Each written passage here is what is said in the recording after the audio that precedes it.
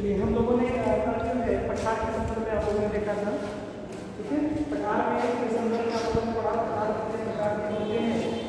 तो पठारों का जो निर्माण हुआ है वो पठार कितने प्रकार के हैं, किन किन प्रकारों से निर्माण हुआ है पठार का। उत्पत्ति के आधार पर पठार के, दूसरा क्या था अपवर्तन के आधार पर, ठीक है जी। उत्पत्ति और अपवर्तन के आधार पर था ना पठारों के क्लासिफिकेशन। देन इसके बाद में आप लोगों ने देखा पठारों की जो उत्पत्ति का जो आधार है उसके प्रकार से कितने प्रकार के पठार बताए गए थे, 5 प्रकार के पठार बताए गए थे। कौन कौन से आप लोगों के गिरिपदीय पठार थे, आप लोगों के घुमदाकार पठार थे और महाद्वीपीय पठार। देन उसके बाद और कौन से पठार, ज्वालामुखी पठार था और कोई पठार था, कितने प्रकार के पठार हुए।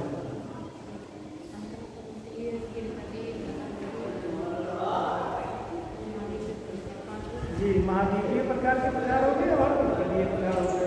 सॉरी, जो आपका चौथे प्रकार का है वो 5वें प्रकार का ज्वालामुखी प्रकार के पठार हो गए, ठीक है। तो ये पठारों का 4 क्लासिफिकेशन, 5 प्रकार के क्लासिफिकेशन ये देखा है उत्पत्ति के आधार पर, ठीक है।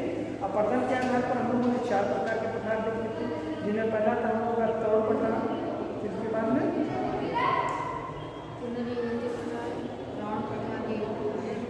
जीर्ण पठार, तौर पठार था, गौण पठार था, इसके बाद जीर्ण पठार था और युवनति पठार। आप पढ़ते नहीं, पढ़ा करिए ना, पढ़ेंगे नहीं जवाब नहीं देंगे तो कैसे आगे काम चलेगा। तो ये पुनर्युवनति पठार था, ठीक है। तो 4 प्रकार के था, या अपवर्तन के आधार पर, ठीक है बेटा। क्लासेस रेगुलर रूटीन में रहा तो रूटीन में रहेंगे तो समझ में आएगा, है ना। आप सभी लोग बेटा अभी तो नए आप लोग दिख रहे हैं, तो क्लासेस थोड़ा कंटिन्यू करिए, तो जैसे जैसे तभी आप लोगों को समझ में और इंटरेस्ट भी आएगा पढ़ने का, ठीक है। चलिए, तो पठार का हम लोगों ने टाइप ऑफ पठार देखिए कितने प्रकार से बनते, उत्पत्ति के आधार पर हो गया और अपवर्तन के आधार पर हो गया पठारों का। इससे क्वेश्चन एग्जाम में आपको आते हैं कि कहाँ से आपको कौन सा पठार, किस पठार का उदाहरण है, ठीक है, जो कि आपके पास उपलब्ध हो चुके हैं। इसके अलावा फिर आता है आपको कि कौन सा पठार कहाँ पर स्टैब्लिश है, मतलब किस जगह पर स्थित है, थोड़ा इसके बारे में भी देख लेते हैं। देन इसके बाद में हम लोग प्लेन के बारे में, मैदान के बारे में स्टार्ट करेंगे। तो आइए इसको जानने से पहले थोड़ा सा कुछ नोट कर लेते हैं पठारों के संदर्भ में, ठीक है। कौन से पठार कहाँ पर स्थित है, तो नोट करिएगा। वन साइड में आप कर लीजिएगा पठार और दूसरी तरफ अवस्थिति, यानी कि उसकी लोकेशन कहाँ पर है, ठीक है। ये सामान्य तौर से आपको बिल्कुल याद होने चाहिए पठार, क्वेश्चन से बनेंगे आप लोगों के। चलो नोट करें इसमें बच्चों। पहला तो आप लोग पठार ऐसे हैं जिनके बारे में हम लोगों ने एग्जाम्पल्स में हम लोगों ने बता दिया था कि कौन से पठार किसके अंतर्गत आते हैं, तो वो तो आपको याद होने चाहिए, ठीक है। उसके तौर पे जो बताया था मैंने अभी, इसके बाद में आपका जो पठार का क्रम होगा ये पठार मिसलिनियस होंगे, चूंकि इसी में से चाहे वो अंतरा पर्वतीय पठार होंगे, चाहे गिरिपदीय पठार होंगे, चाहे महाद्वीपीय पठार हो, चाहे ज्वालामुखी पठार हो, ठीक है। कोई भी पठार होंगे तो इन्हीं में से होंगे ना। कोई पठार या तो जीर्ण पठार होगा, या तौर पठार होगा, या प्रौढ़ पठार होगा, या पुनर्युवनति पठार होगा, इन्हीं में से कोई होगा। तो यहाँ पर आपको ध्यान रखना है कि उन्हीं के उदाहरण भी इसमें मिसलिनियस तौर पर मिल रहे हैं, ठीक है। तो पहले लिखिए पामीर का पठार, जिसे तिब्बत के पठार के नाम से भी जाना जाता है। अवस्थिति लिखिए तिब्बत, थोड़ी स्पीड के साथ आप लोग करेंगे इसको। नेक्स्ट है आपका प्रायद्वीपीय पठार,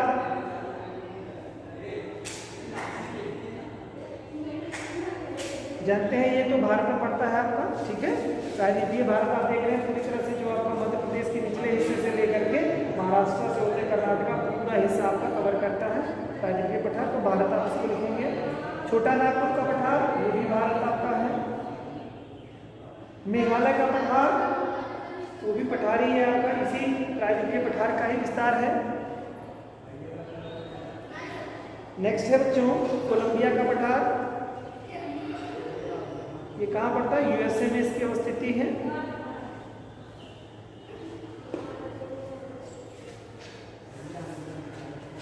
फिर यूएसए में ही ओजार का पठार भी है, ओजार का पठार यूएसए।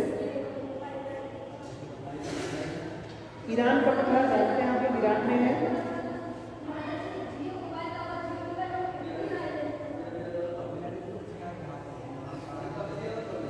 अनातोलिया का पठार बच्चों तुर्की में पड़ता है आपका, अनातोलिया का पठार तुर्की में।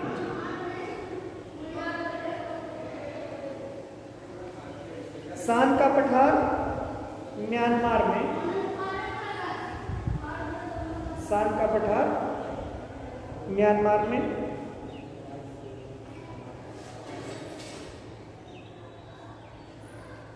मध्य साइबेरिया का पठार रूस में।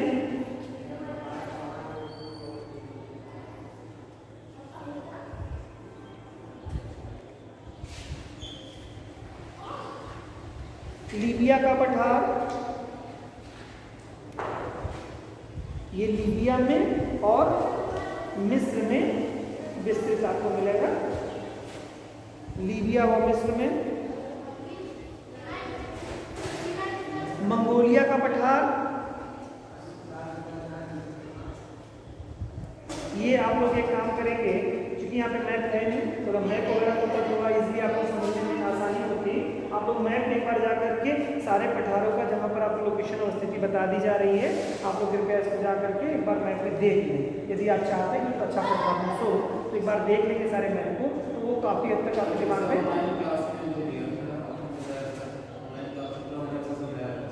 तो यहाँ पर नहीं है तो क्या कर सकते हैं, इसमें तो सारी चीज़ें देख ही रहे हैं, बच्चे इधर नॉइज़ कर रहे हैं, वहाँ सारी चीज़ें क्या कर सकते हैं, जो व्यवस्था है उसी हिसाब से काम करना पड़ेगा ना। तो अब यहाँ पर तो सारी चीज़ें ऐसे देखते हैं, तो उसमें सब क्या डेफिनेटली समझा देंगे, उसमें क्या है। जब जो भी चीज़ें हैं हम लोग का तो प्रयास ही रहता है भाई, यहाँ तक आए हैं तो पढ़ाने ही है, और आपको समझा रहे हैं। और अन्यथा की स्थिति में आपको केवल इम्पॉर्टेंट तथ्य बता दिए जाते, पढ़ा दिए जाते, आप उसको लर्न करें ना करें, ये आपका व्यक्तिगत होता है। हम लोग जो है प्रयास कर रहे हैं कि सब कुछ बेहतर हो, सारी चीज़ें हों, तो आप उसको देखिएगा। बाकी और जो धीरे धीरे संसाधन जो अवेलेबल कराते जाएंगे सारे लोग, तो सारी चीज़ें आप लोगों के लिए हो जाएंगी, सब बेहतर है ना। और नॉइज़ नहीं होना चाहिए, बच्चे देखें नॉइज़ कर रहे हैं सब सारे बच्चे। अब वो चीज़ें तो ये ऑफिसर से आप लोग उसके बारे में चर्चा करें, हम लोग अगर हमें तो आपको अच्छे से पढ़ाएंगे। बाकी ऑफिसर्स अरेंजमेंट वो करते हैं, सारी चीज़ें अरेंजमेंट है वो कैसे करते हैं, कहाँ नहीं करते हैं, क्या क्या संसाधन उपलब्ध करा देते हैं। आप लोग बस पढ़ने से मतलब रखें। अभी हम लोग चीज़ें ऑनलाइन हैं तो चीज़ें सब चीज़ें होंगी, तो साथ आप लोग पढ़िए पहले, फिर उस पर चर्चा हो जाएगी कैसे क्या मैनेज करेंगे। ऑफिसर्स से आप लोग बात कर लीजिएगा, जो भी आप लोगों को सुविधा होगी वो लोग बताएंगे कैसे क्या करना है। चले बच्चों आगे, तो हम लोग का क्या हो गया जी।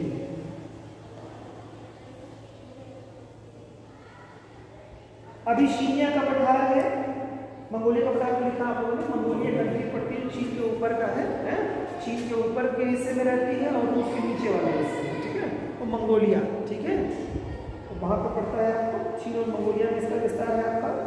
अबिसीनिया का पठार बच्चों इथोपिया में पड़ता है, अबिसीनिया का पठार इथोपिया।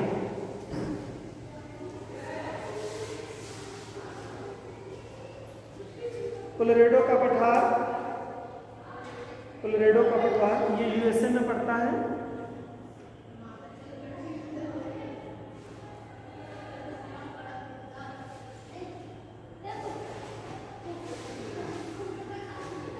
पिडमांट का पठार संयुक्त राज्य अमेरिका, पिडमांट का पठार संयुक्त राज्य अमेरिका। पेंटागोनिया का पठार अर्जेंटीना।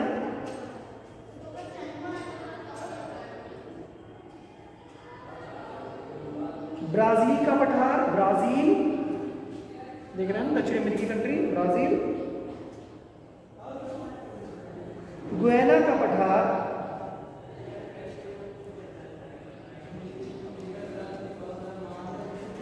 ये वेनेजुएला, गुयान कई जगहों पर स्थित है, तो कई कंट्री में होगा इसका, तो 2-3 कंट्रीज हैं इसमें लिखिए आप लोग। सूरीनाम, वेनेजुएला, गुयान, फ्रेंच गुयान, ये यहाँ जगहों पर विस्तृत है पठार।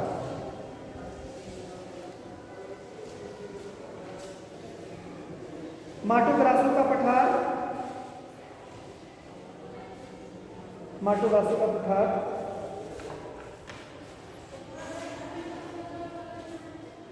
कि ब्राजील में है आपका बोलिविया का पठार, बोलिविया में ही है, ठीक है, बोलिविया का पठार।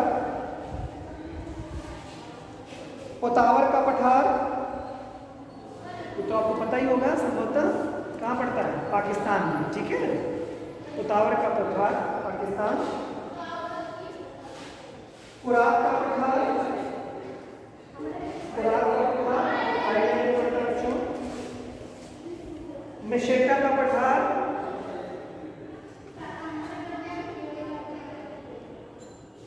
ये स्पेन में पड़ता है और स्पेन के आइबेरिया प्रायद्वीप में, ठीक है, आइबेरिया प्रायद्वीप में ये पड़ता है पठार आपका मेशेटा का पठार, ठीक है। काफी महत्वपूर्ण है, इंपॉर्टेंट है, इसको याद जरूर रखिए आप इसको।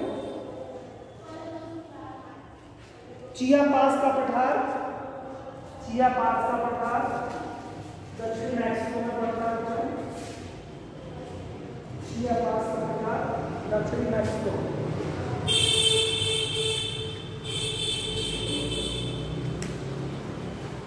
अलास्का या यूक्रेन का पठार, अलास्का या यूक्रेन का पठार,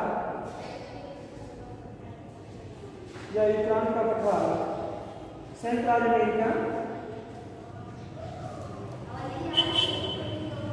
ग्रेट बेसिन पठार ये भी आपका यूएसए में पड़ता है, सेंट्रल अमेरिका में। ग्रेट बेसिन का पठार, जाडो का पठार, जाडो का पठार ये पूर्वी नाइजीरिया में पड़ता है। 2006 में विश्व विरासत स्थल के रूप में इसको शामिल किया गया है 2006 में, ठीक है। काफी महत्वपूर्ण ये भी है बच्चों, जाडो का पठार। अगला है बच्चों अंटार्कटिका का पठार। अंटार्कटिका पठार जो है विश्व का दूसरा सबसे बड़ा पठार के रूप में है अंटार्कटिका का पठार।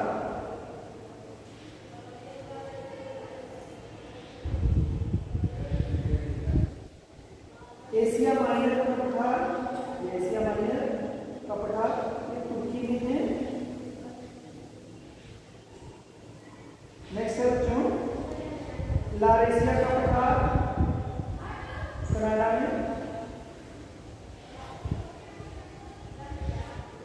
बोर बोरगा पठार, बोर बोरगा पठार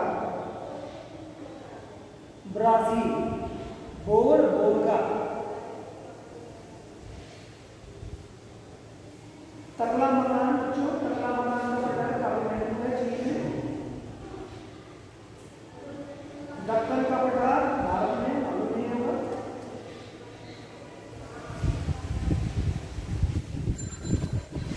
अहागार का पठार, अहागार का पठार ये लीबिया, लीबिया और अल्जीरिया में।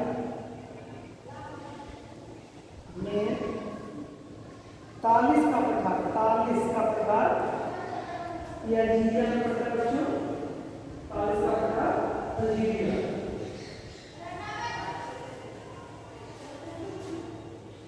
किम्बरले का पठार, किम्बरले ऑस्ट्रेलिया में पड़ता है। उबांगी का पठार, उबांगी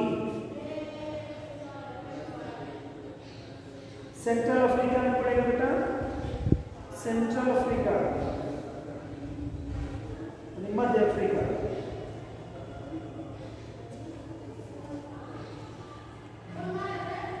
लोएस का पठार, लोएस का पठार चीन में।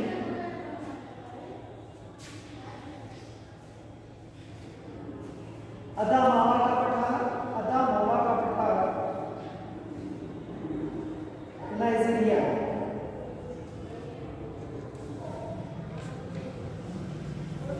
ठीक है, ये तो बच्चों हो गया आप लोगों का पठार के संदर्भ में, ठीक है। ये क्या था आपका पठार के संदर्भ में है। अब आप लोग स्टार्ट करेंगे मैदान, प्लेन के बारे में, ठीक है। मैदान के बारे में देखेंगे, मैदान कितने प्रकार के होते हैं और मैदान एक होता है। देखिए आप लोगों ने पर्वतों के संदर्भ में देखा, जो पर्वत, पठार और मैदान, कोई भी स्थलाकृति जो हमारे महाद्वीप हैं, जो बच्चे नहीं थे वो ध्यान दे देंगे थोड़ा, जो महाद्वीप हैं और महासागर है, ये विश्व के पूरे ग्लोब में दो ही ऐसे महत्वपूर्ण उच्चावच हैं जिन्हें प्रथम श्रेणी के उच्चावच कहा जाता है। मैंने बताया था आपको ग्लोब में दो तरह के महत्वपूर्ण उच्चावच दिखाई देते हैं। देखिए अगर इसको देखेंगे तो आप ऐसे ऐसे समझ लीजिए कि ये महाद्वीपों के हिस्से हैं। अगर मान लीजिए ये ऐसे ऐसे महाद्वीप, ठीक है, ये सब क्या है महाद्वीप, ये विश्व के सभी महाद्वीप, बाकी महासागर है। इसके अलावा जो बचता है ग्लोब में वो महासागर हो जाएंगे, ठीक है। तो दो ही उच्चावच महत्वपूर्ण होते हैं। ये क्या होते हैं, मतलब दो ही उच्चावच आपको दिखाई देते हैं जो प्रथम श्रेणी के उच्चावच। एक तो जलीय क्षेत्र वाला, जल यानी कि यहाँ महासागर हो जाएगा, और दूसरा हो जाएगा आपका जो स्थल वाले भाग हैं वो क्या कहलाएंगे, महाद्वीप, ठीक है। एक तो महासागर, दूसरा महाद्वीप। तो प्रथम श्रेणी के उच्चावचों में महासागर और महाद्वीप आते हैं, क्लियर। अब महाद्वीप जितने हैं, महाद्वीपों पर कोई संरचनाएं अगर आप महाद्वीप देखेंगे तो कैसा दिखाई देगा, किसी भी धरातल को देखेंगे, महाद्वीप की तरफ अगर आप देखेंगे दूर से, ऊंचाई से देखेंगे तो वहाँ पे क्या दिखाई देगा, या तो पर्वत दिखाई देगा, या तो पठार दिखाई देगा, या तो मैदान दिखाई देगा। ये मूल रूप से दिखाई देंगे।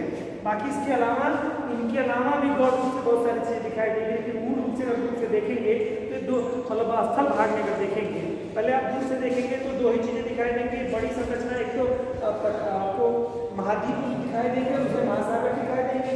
पास जैसे महाद्वीपों के जाएंगे तो कोई ऊंचा हिस्सा बहुत दिखाई देगा, कुछ थोड़ा कम ऊंचा दिखाई देगा, समतल दिखाई देगा, और कुछ मैदान दिखाई देगा, ठीक है। तो यही तीन कैटेगरीज में बांटी गई है। महाद्वीपों पर स्थलों की जो संरचना है वो तीन रूपों में दिखती है, पर्वत पहाड़ियों के रूप में, दूसरा मैदानों के रूप में, मतलब आप दूसरे नंबर पठार रख सकते हैं, तीसरे नंबर में मैदान रख सकते हैं। तो मैंने बताया आपको 26% आपको पर्वतीय क्षेत्र दिखेंगे पूरे महाद्वीप को अगर ले लेंगे महाद्वीपों में, तो 26% आपको पर्वत दिखाई देंगे, 33% आपको क्या दिखाई देगा, पठारी हिस्सा दिखाई देगा, और जो शेष हिस्से बचते हैं वो बचेंगे 41% जो हिस्से हैं वो आपके मैदान दिखाई देंगे, ठीक है। तो आज हम लोग इसी में डिटेल करके बाकी टॉपिक्स हो चुके हैं हमारे। मैदानों के बारे में हम लोग देखेंगे, मैदान जिसे प्लेन कहते हैं, इंग्लिश में इसको, इनके बारे में। तो मैदान कितनी तरह का होता है और किस तरह से मैदानों का निर्माण होता है, ठीक है। तो मैदानों का जो निर्माण की जो प्रक्रिया है वो तीन प्रकार की प्रक्रिया है आपकी, ठीक है। एक तो पटल झोपड़ी मैदान होते हैं, ठीक है, पटल झोपड़ी मैदान होते हैं, और इसके अलावा अपर्दनात्मक मैदान होते हैं, जो अपर्दन की प्रक्रिया के द्वारा आपका मैदानों का निर्माण होता है, और तीसरा होता है निक्षेपात्मक मैदान। क्या क्या बताया मैंने, मैदान कितने प्रकार के, तीन प्रकार के मैदानों के बारे में चर्चा हुई। आपको मैदान का निर्माण जो है कि प्रक्रिया क्या होता है, या तो पटल झोपड़ी बलों के कारण से होता है, इनके कारण से मैदान है, इनके पटल झोपड़ी बल के कारण से होगा, अपर्दन के कारण से होगा,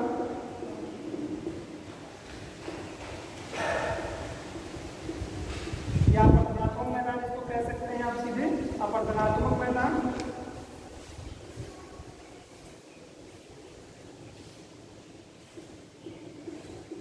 अपर्दनात्मक मैदान, ठीक है, और इसके अलावा निक्षेपात्मक मैदान। अब देखिए क्या इसका क्या है, देखिए पहले इसको समझ लीजिए कॉन्सेप्ट को, डिटेल में हम लोग कर लेते हैं। ये तीन तरह के मैदानों का निर्माण होने की प्रक्रिया है, ठीक है। पटल झोपड़ी मैदान में क्या होता है, जो आंतरिक बल या बाह्य बल है जो पृथ्वी के ऊपर आंतरिक बलों के कारण से, कि कुछ ऐसी अंतरोनी मतलब पृथ्वी के अंदर ऐसी कुछ गतिविधियां उत्पन्न हो कि धरातल का कोई हिस्सा उठ जाए या कोई हिस्सा दब जाए, और ये उठ जाए दब जाए तो कई सौ या कई हजार वर्ग किलोमीटर के हिस्से में जब ये हो तो क्या होगी, संरचना होगी, या तो उठी दिखेगी या तो संरचना गति दिखेगी। जैसे आप लोग देखते होंगे कुछ जगहों पे जाते हैं तो कुछ हिस्से काफी ऊंचे दिखाई देते हैं, और वो कई वर्ग किलोमीटर में हिस्से होते हैं, ऊंचे हिस्से। या आपने कभी संक्षिप्त में देखा होगा तो कुछ हिस्से बहुत छोटे से आपको ऊंचे कुछ ऊंचाई पर दिखाई देते हैं, बाकी हिस्सा नीचा होता है। तो ये सब कैसे होता है, जो पृथ्वी के अंदर आंतरिक बल है इनकी क्रियाओं के कारण से कुछ हिस्से उठ जाते हैं, कुछ हिस्से दब जाते हैं, वहाँ इंसान का रोल नहीं होता है। तो बहुत बड़े वर्ग किलोमीटर के हिस्से में अगर कोई हिस्सा ऐसा दिखता है जो कि समतल हिस्सा दिखाई देता है, दबा हुआ, उसके छोर जो है वो क्या है, खड़े ढाल वाले नहीं है, वो समतल है, ठीक है, तो मैदान है, ठीक है। तो पटल भूखड़ी बन रही है, नीचे आंतरिक बलों के कारण से, क्रिया के कारण से ऐसा निर्मित हो जाए तो होता है। इसके अलावा अपरदनात्मक एवं अपरदन की प्रक्रिया के द्वारा निर्मित मैदानों का होता है। जैसे 4-5 प्रकार के इसमें मैदान आपको मिलेंगे। और फिर उसके बाद निक्षेप, आपको मिले निक्षेपों के द्वारा, जैसा कि आपने देखा कि कुछ ऐसा लक्षण है जिनका निक्षेप हो जाता है। निक्षेपों का मतलब क्या होता है कि कटाव किसी भी चीज़ का अक्षय अपरदन के कारण से निक्षेपों के द्वारा से कोई चीज़ें जम जाना। जैसे कभी कभी आप देखते हैं कुछ झीलें होती हैं जो किसी समय कुछ 100 वर्षों पहले या कुछ 1000 वर्षों पहले वो गहरी खाई के रूप में रहती थी, लेकिन उसमें धीरे धीरे क्या हो गया, अवक्षेपों के आने के कारण से वो झील भर गई, और झील भरने के कारण से कई वर्ग किलोमीटर का क्षेत्र जो है मैदानी क्षेत्र में तब्दील हो गई। ये प्रक्रिया कई 100 वर्षों में होती है, कई 1000 वर्ष इसमें लग जाते हैं परिवर्तन होने, तो निक्षेपात्मक प्रक्रिया कहते हैं। तो हम लोग इसी के बारे में चर्चा करने वाले हैं। पटल भूखड़ी बल जो एक कारक है मैदानों के निर्माण में, वो है मैदान, जिससे अपरदन की क्रिया के द्वारा निर्मित मैदान और निक्षेप की क्रिया के द्वारा निर्मित मैदान, ठीक है। तो इनके बारे में चलिए चर्चा करते हैं। प्लेन के बारे में थोड़ा इसको नोट करें बच्चों, मैदान के बारे में प्लेन लिखिए। इसमें मैदान प्रायः भूपटल पर, मैदान प्रायः भूपटल पर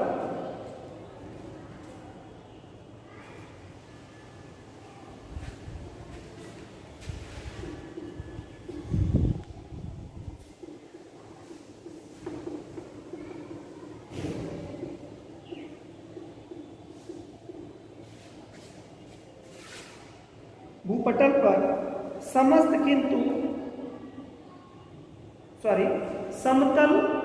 किंतु मैदान प्रायः भूपटल पर समतल किंतु निचले स्थलखंड होते हैं।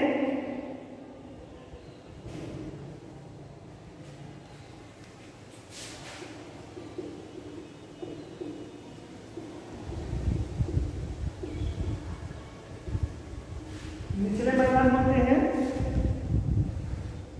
यह धरातल के द्वितीय श्रेणी के उच्चावच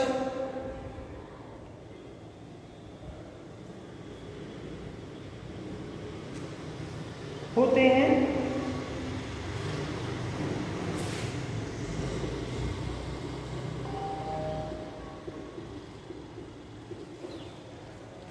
द्वितीय श्रेणी के उच्चावच को डाउट है, द्वितीय श्रेणी के क्योंकि क्वेश्चन बेसिक तौर पे भी कभी कभी इस तरह से क्वेश्चन भी बहुत सहज से क्वेश्चन आपके आ जाते हैं। तो द्वितीय श्रेणी के मैदान में आता है मैदान। और मैदानों में देखिए कुछ ऐसे मैदान होंगे, थोड़ा ध्यान रखिएगा, यही पर आप थोड़े से कुछ क्वेश्चन जो जटिल होते जाते हैं वहाँ पर ये होता है कि आपने देखा कि मैदान जो है किस श्रेणी का उच्चावच है, द्वितीय श्रेणी का है। पर्वत पठार और मैदान किस श्रेणी के, द्वितीय श्रेणी के उच्चावच है, ठीक है। अब इनके द्वारा निर्मित जो मैदान होंगे, जैसे मान लो ये मैदान तो बना पटल भूखड़ी क्रिया के द्वारा निर्मित, ठीक है। और मैंने भी बताया कि कुछ निक्षेपात्मक मैदान होते हैं, जैसे मैंने बताया कि झील को अभी जब झील कई 100 वर्षों में जिसमें बहुत ज़्यादा मलबे आ जाए और साथ आ जाए और झील पट जाए तो वो क्या हो जाएगा, झील चुकी थी तो जितना हिस्सा झील का होगा वो गहरा हिस्सा होगा और मिट्टी उसमें धीरे धीरे अवसाद आते चले जाएं तो क्या हो जाएगा, वो समतल सा हिस्सा प्लेन दिखेगा ना, ऊंचा वाला तो दिखेगा नहीं, तो मैदान का हिस्सा जैसे मैदानी हिस्सा दिखाई देगा। तो वो जो झील वाला हिस्सा होगा वो कौन सा मैदान कहलाएगा, नहीं वो कौन सी श्रेणी का उच्चावच से निर्मित मैदान कहलाएगा, वो तृतीय श्रेणी का। जो भी अक्षय अपरदन के द्वारा निर्मित जितने भी मैदान होंगे वो क्या हो जाएंगे, तृतीय श्रेणी के उच्चावच के। तो थोड़ा सा ध्यान रखिएगा, देखिए मैं नोट कर दे रहा हूँ आपको कि जैसे अपरदनात्मक मैंने यहाँ पे आपको लिखा है अपरदनात्मक मैदान, तो इससे जितने भी मैदानों का निर्माण होगा वह तृतीय श्रेणी के मैदान अपने आप में द्वितीय श्रेणी का उच्चावच है। लेकिन अक्षय और अपरदन की क्रिया के द्वारा निर्मित जो मैदान होते हैं, जैसे आप देखते हैं नदियाँ डेल्टा का निर्माण कर देती हैं, तो क्या पहले था ही निर्मित मैदान था, ये तो बाद में अवसादों के लाने के कारण से निर्मित हुआ मैदान ना। तो कैसा होगा मैदान को, मैदान तो बल्कि उच्चावच कौन सा होगा, तृतीय श्रेणी का उच्चावच। मैदान पूरी तरह से अगर बात करें तो द्वितीय श्रेणी के उच्चावच में आया, लेकिन कुछ मैदान ऐसे होते हैं जो बाद में भी बन रहे हैं अपरदन की क्रिया के कारण से, ठीक है। 6 पद्धति क्रिया के कार्ड से बन रहे हैं तो तृतीय श्रेणी के मैदान हो जाएंगे।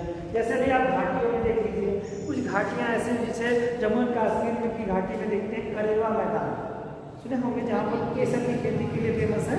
तो उसमें क्या होता है, क्या पहले था क्या वो नहीं, वो जो पहाड़ियाँ थी उनका अक्षयवर्धन होने के कारण से कई सैकड़ों वर्षों में जो है वहाँ पे बारीक तौर से मिट्टी का निर्माण हुआ, तो करेवा मिट्टी का निर्माण हो गया। वो जो मैदान है उस क्षेत्र का वो कैसा मैदान होगा, वो तृतीय श्रेणी का होगा। समझ आएगा? तो इस तरह से होता है, यानी कि इनसे निर्मित पर्वत पहाड़ों से पहाड़ियों से पठारों से निर्मित जो नए मैदान होते हैं, जो निर्मित मैदान होते हैं तृतीय श्रेणी के अंतर्गत आपके आएंगे। ठीक है, चलिए आगे। मैदानों की कुछ परिक्षोभयोगी विशेषताएं महत्वपूर्ण हैं।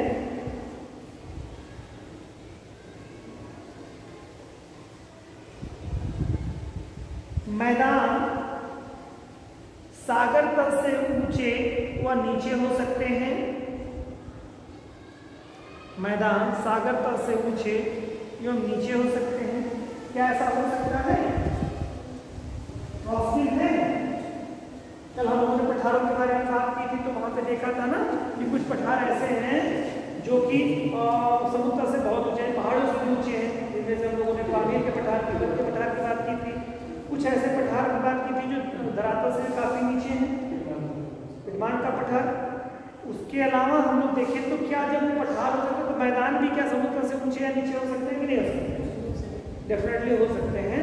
तो पठार मतलब मैदान भी या तो समुद्र से नीचे भी हो सकता है और समुद्र से काफी ऊंचाई पर भी स्टेब्लिश हो सकता है। तो ये देखिए, मैदान सागर तल से ऊंचे व नीचे हो सकते हैं। जैसे उत्तरी अमेरिका का ग्रेट प्लेन यानी बड़ा मैदान जिसे कहते हैं। ग्रेट प्लेन हिंदी में चाहे कह सकते हैं बड़ा मैदान।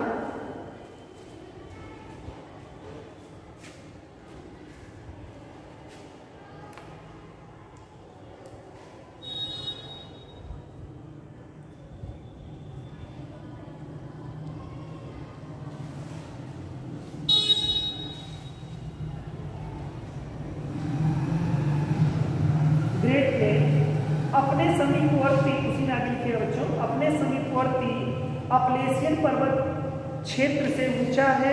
अपने समीपवर्ती अपलेशियन पर्वत क्षेत्र से ऊंचा है। अपलेशियन पर्वत श्रेणी यूएसए के पूर्वी हिस्से में पाई जाती है। पश्चिमी हिस्से में कौन सी पर्वत श्रेणी पाई जाती है बच्चों? रॉकीज। उत्तरी अमेरिका के पश्चिमी हिस्से में रॉकीज पाई जाती है और पूर्वी हिस्से में अपलेशियन पर्वत श्रेणी पाई जाती है। ठीक है, ऊंचा है। वहीं जॉर्डन की घाटी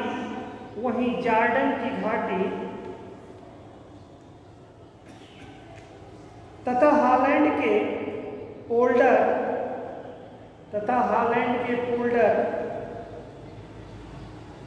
मैदान समुद्र तल से भी नीचे पाए जाते हैं। पोल्डर मैदान समुद्र तल से भी नीचे पाए जाते हैं।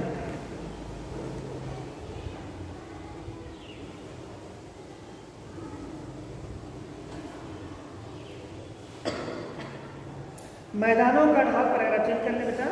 मैदानों का ढाल मंद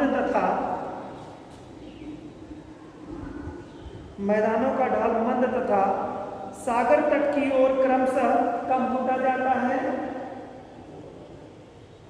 सागर तट की ओर क्रमशः कम होता जाता है।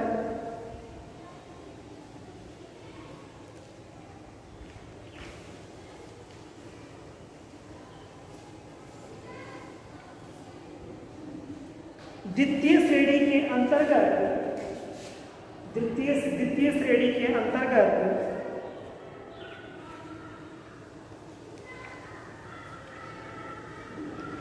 केवल तटीय तथा आंतरिक मैदानों को ही सम्मिलित किया जाता है। केवल तटीय एवं आंतरिक मैदानों को ही शामिल किया जाता है।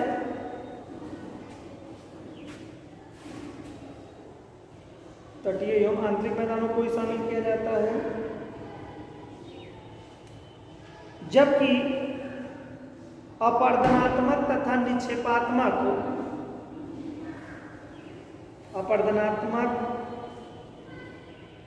एवं निक्षेपात्मक या निक्षेप द्वारा निर्मित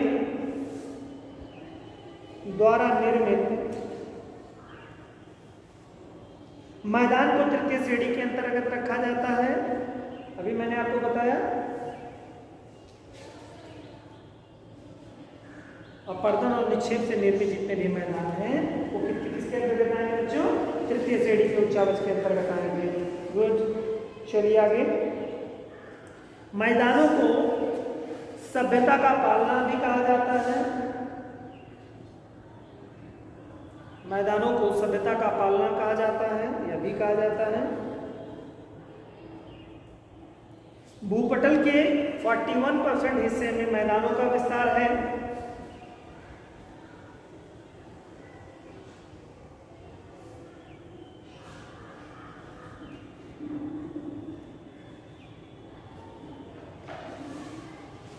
ठीक है, अब मैदानों का जैसे इसका जो वर्गीकरण अगर देखेंगे, क्लासिफिकेशन जो कि हम लोगों ने चर्चा की, इसके संदर्भ में आप लोगों को निर्माण और विकास की प्रक्रिया के आधार पर ये आपके हैं आपका निर्माण एवं विकास की प्रक्रिया के आधार पर, निर्माण एवं विकास की प्रक्रिया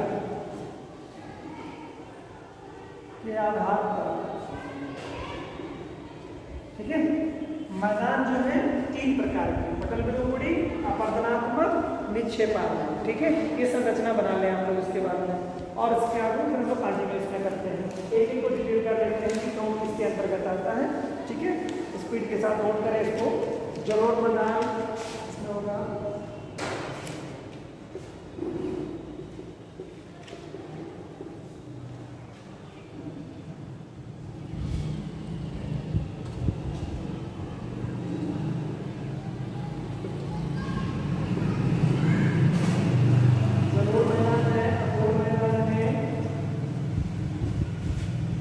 लावा मैदान है, लोएस मैदान है, लावा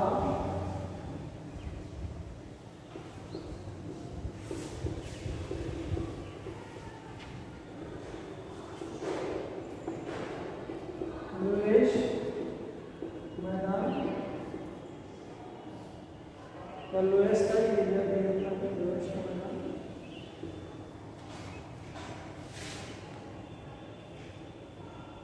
और जीव के द्वारा नीचे बात में आप जीव के द्वारा नाम कर सकते हैं।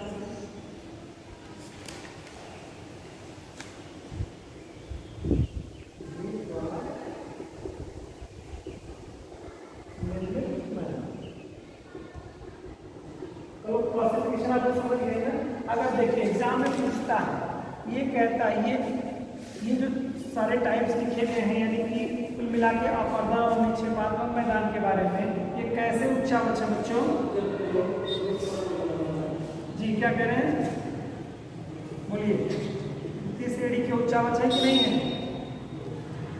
क्योंकि बताया भी मैंने आप लोगों को ये किस तरह के श्रेणी के बच्चों, ये अपरदनात्मक और निक्षेपात्मक मैदान जो है वो तृतीय श्रेणी के, यानी कि अगर कोई मैदान है, हिमालय मैदान है, समुदाय मैदान है, मरुस्थलीय क्षेत्र का मैदान है, तो किस श्रेणी में आएगा? आपको तृतीय श्रेणी के उच्चावच के अंतर्गत आएगा। क्लियर? थोड़ा ध्यान में आप लोगों को रहे, ये सब चीजें थोड़ी सी बहुत बेसिक चीजें हैं, यदि आप इसको नहीं देखेंगे तो आपको गलत हो जाएगा। तो आपको सीधे मालूम है जलोढ़ मैदान, अपोर मैदान, लावा मैदान, लोएस मैदान, इस तरह के जो मैदानों के बारे में, ये सभी मैदान क्या है? तृतीय श्रेणी के उच्चावच के अंतर्गत आते हैं। ठीक है, तो इसको नोट कर लेते हैं कौन से मैदान। अब देखिए पटल बिंदुपुड़ी वालों के बारे में देखेंगे तो इसमें कुछ खास है, खास ये नहीं है कि पटल बिंदुपुड़ी यानी कि पटल पर विरूपण होने वाले जो आंतरिक बल वगैरह के कारण जो कार्य निर्माण होता है बलों का, तो पटल बिंदुपुड़ी बल के अंतर्गत आते हैं। अब हम लोग का महत्वपूर्ण इसमें अपरदन के मैदान है और निक्षेपात्मक है, तो हम लोग डिटेल कर लेते हैं, जैसे समुदाय मैदान कर लेते हैं, हिमालय मैदान कर लेते हैं, कृषि मैदान और मरुस्थलीय मैदान। ओके, विदाउट ठीक, स्टार्ट करते हैं। पहले करते हैं बच्चों संप्राय मैदान। ठीक है। अब अपर्दन के बारे में आपको मालूम है, लेकिन अपर्दन के तहत आपको मालूम है अपर्दन कैसे होता है बच्चों? अपर्दन कौन करेगा? जल द्वारा, वायु द्वारा। मूल रूप से अगर आप देखेंगे तो कौन अपर्दन वगैरह करता है? हिमानी करेगा। हिमानी करेगा, यानी कि हिमानी के द्वारा हो सकता है आपका, जल के द्वारा हो सकता है और वायु के द्वारा हो सकता है। ठीक है, तो ये इसके कारक हो जाएंगे आपके, ठीक है, जिनके कारण से अपर्दन इस तरह से हो रहा है। और निक्षेपों में भी आप इसी कारकों को देखेंगे कि निक्षेप के रूप में क्या होगा, ढाल के अनुसरण करते हुए चीजें आएंगी। और ढाल कैसे आएगा? या तो हवा लेकर के आएगी, या तो फिर जल लेकर के उनको प्रवाहित करता हुआ आएगा, या तो हिमानियाँ भी आती रहती हैं। हिमानी जो आप देखते हैं बड़े, वो उनका भूस्खलन होता है, सरकती रहती है बर्फ की जो बड़े बड़े वो, उनके द्वारा भी कृष्णवर्धनों का निर्माण होता है। ठीक है, तो इस तरह से हम लोग चर्चा करने वाले हैं। चलिए आइए स्टार्ट करते हैं बच्चों। तो नदी, हिमानी और पवन, ये तीन ही माध्यम आपके होंगे अपर्दन। क्या? नदी, हिमानी और पवन यानी हवा, ये तीन कारक आपको महत्वपूर्ण मिलेंगे। और ये अनुसरण क्या करते हैं? ढाल का अनुसरण करेंगे, ढाल की तरफ जाएंगे, फिर उसके बाद में वहाँ पर इसको समतलीकरण कर देंगे, उसको वहाँ पे औजार करेंगे। चलिए बच्चों देखिए, इसे प्लेनी प्लेन कहते हैं, हिंदी में कहीं आ जाता है एग्जाम में, तो इसको ध्यान रखिए, प्लेनी प्लेन ही कहते हैं समुदाय मैदान को, प्लेनी प्लेन, प्लेनी प्लेन। ठीक है, नोट करें बच्चों, नदियों के अपर्दन द्वारा निर्मित मैदानों में, नदियों के अपर्दन द्वारा निर्मित मैदानों में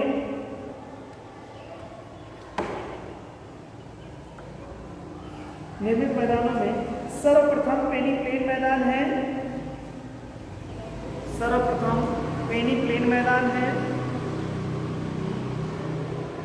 नदियां अपने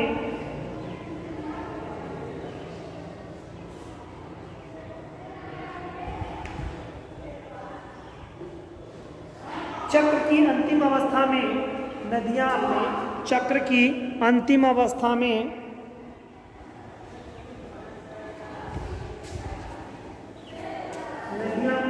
चक्र की अंतिम अवस्था में उच्च स्थलखंड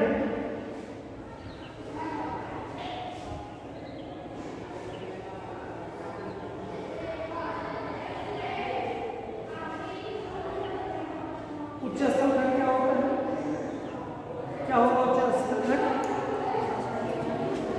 तो पहाड़ियां होंगी, पहाड़ होंगे, पहाड़ियां होंगी और पठार होंगे, उच्च स्थलखंड कौन होंगे? महाद्वीपों के उच्च स्थलखंड कौन होते हैं बच्चों? पहाड़ियाँ या पहाड़, मतलब पहाड़ियाँ, पहाड़ी होंगे एक सेंस में आप कह लीजिए तो, पहाड़ हो गया, पठार हो गए, ये उच्च स्थलखंड होंगे ना। तो जब नदी अपर्दन हो रही है तो नदी इन्हीं क्षेत्रों से प्रवाहित होती है, मैदानों से नदी में प्रवाहित होती है बहुत कम रेयर किसी झील से निकलती है कोई नदी, जैसे आप लोग देख रहे हैं अपने उत्तर प्रदेश की तरफ से नदी है, कौन सी नदी? गोमती। ठीक है, किस जनपद से निकलती है? पीलीभीत से। ठीक है, मैदानी क्षेत्र से निकलती है। ये आपको कहीं कहीं एक्सेप्शनल मिलेंगे, बाकी सभी जगहों पे पूरे भारत की किसी नदी के बारे में आप देखेंगे विश्व की, तो जैसे गंगा जी को ले लीजिए, यमुना जी को ले लीजिए, ये सब क्या हिमालय से ग्लेशियर से निकलती है। ये क्या सतत वाहिनी, जो नदियाँ पहाड़ों से निकलेंगी, ग्लेशियर से निकलेंगी, वो सदैव क्या होगी? गमन करने वाली नदियाँ होंगी, सतत वाहिनी नदियाँ होंगी। उनमें जल थोड़ा कम होगा, थोड़ा एक्सेस होगा, वर्षा ऋतु में बहुत ज़्यादा बढ़ जाएगा और बाकी समय में भी हमेशा बना रहेगा। हिमालय से चलने वाली सारी नदियों का, वहीं अगर कोई नदी, हिमालय मतलब क्या? पहाड़ हो गया ना, पहाड़ से बहने वाली नदियाँ, और अगर कोई नदी पठारों से प्रवाहित होती है तो वह नदी पूरे वर्ष गमन करेगी, प्रवाहित होगी, इसकी कोई गारंटी नहीं दी जा सकती। अगर होगी भी तो वो उसका जल का वेग परिवर्तित होता रहेगा। वर्षा ऋतु में पूर्ण अपनी जो जितनी उसकी घाटी है पूरा भर के प्रवाहित होगी, और अन्यथा की स्थिति में वो बहुत छिछली घाटियों में होते हुए बहती जाएगी। क्यों? क्योंकि वहाँ पर पानी का संग्रह उस रूप में नहीं मिलता। जैसे आप देखेंगे प्रायद्वीपीय भारत में जितने भी आप लोग देखेंगे, अक्सर जल को लेकर के बड़ा विवाद है। क्यों? क्योंकि वहाँ पर पहाड़ कम है, इतने ऊंचे पहाड़ नहीं है कि जिसपे ऊपर ग्लेशियर टूट जाए, जैसे हिमालय की ऊंचाई काफी है, तो यहाँ पर बर्फ के शिलाखंड जम जाते हैं। लेकिन दक्षिण भारत में आप जाएंगे तो ऐसी कोई जगह आपको दिखाई नहीं देगी कुछ एक जगहों पे अलावा कि कहाँ बर्फ की चोटियाँ हों, तो बर्फ की चोटियाँ नहीं रहेंगी तो पानी कहाँ से निकलेगा। तो इसका मतलब वहाँ पर क्या है कि इन पठारी क्षेत्रों में जो वर्षा का पानी बरसता है वहाँ पर आप देखते हैं कि आप भारत में देखेंगे कि जो मानसून है वो पहले आ जाता है कहाँ, भारत के हिस्से वाले में, ठीक है, पश्चिमी तट पर खूब वर्षा प्राप्त करता है। तो पश्चिमी घाट का जो पूरा हिस्सा है वो खूब वर्षा प्राप्त करता है। तो अक्षय पर्वत के घाट से जो चट्टानी हिस्से हैं उनमें दरारें पड़ जाती हैं और ये बड़े बड़े वहाँ पर मतलब पठारों में भी जलाशयों का जैसे निर्माण हो जाता है, ठीक है। तो उन दरारों में पानी भर जाता है और उन दरारों से पानी क्या होता है फिर सतत रूप से बहता रहता है और बहता हुआ पानी नदियों के माध्यम से धारांतरण करते हुए वो नदी के रूप में कन्वर्ट हो जाता है। और अगर मानसून लेट में आता है तभी देखिए पानी को लेकर के बड़ा विवाद होने लगता है। कावेरी जल विवाद वगैरह देखते हैं आप लोग कि जब बाढ़ का समय होता है तो पानी को छोड़ा रहता है तो लोग उसे तबाह रहते हैं, और जब पानी की ज़रूरत होती है किसानों को तो एक्चुअल में देखते हैं पानी ही नहीं है वहाँ पे, तो वहाँ की नदियाँ सतत वाहनी नहीं है। वहाँ की नदियाँ क्या होती हैं, वर्षा ऋतु पर ही पूर्ण रूप से निर्भर करती हैं, ठीक है। वर्षा ऋतु में उनमें पानी प्रचुर मात्रा में होता है और वर्षा ऋतु जैसे जैसे कम होती जाती है, मतलब खत्म होती जाती है, समय बीतता जाता है, वहाँ पर सूखे से ग्रसित हो जाते हैं, पानी का प्रभाव कम हो जाता है। तो राज्यों में लड़ाई होने लगती है कि हमको पानी कितना चाहिए था, ठीक है। और बाकी हिमालय गंगा की नदी में आप कभी पानी के प्रभाव को लेकर के डिस्प्यूट नहीं देखेंगे, यमुना के पानी में कभी डिस्प्यूट नहीं देखेंगे। यहाँ पर पानी हमेशा रहता है, थोड़ा सा कम या ज़्यादा की स्थिति वो वर्षा ऋतु में ही परिवर्तित होती है। चलिए आगे, तो ये क्या हो जाएगा, उच्च स्थलखंड यानी कि पहाड़ पठार को काट कर अपने आधार तल को प्राप्त कर लेती है। पर्वत पठार को काट कर अपने आधार तल को प्राप्त कर लेती है।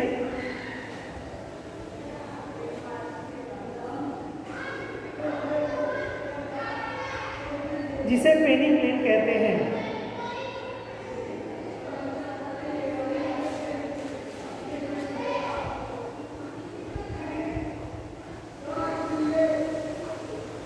इनके बीच बीच में कठोर शैलों के कुछ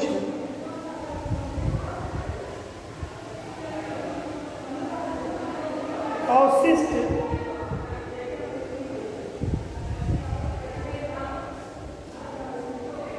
दिखाई पड़ते हैं,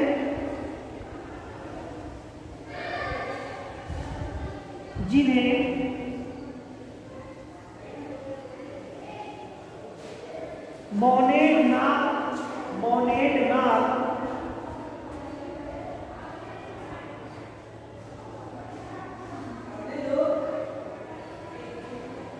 मोनेड नाक या मोनेड नाक कहा जाता है।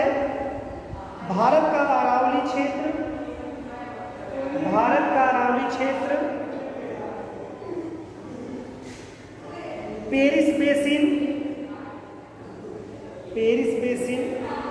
मिसिसिपी बेसिन इसके उदाहरण हैं।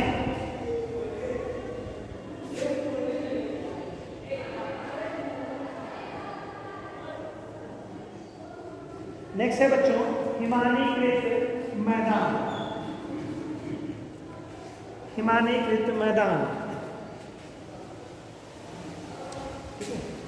और हिमानीकृत क्या होता है, हिमानी जो बड़ी बड़ी जो हिमानी खंड है वो स्थापित हो करके, है ना, कुछ क्षेत्रों में जाते हैं और उनकी प्लेस जो मैदान होता है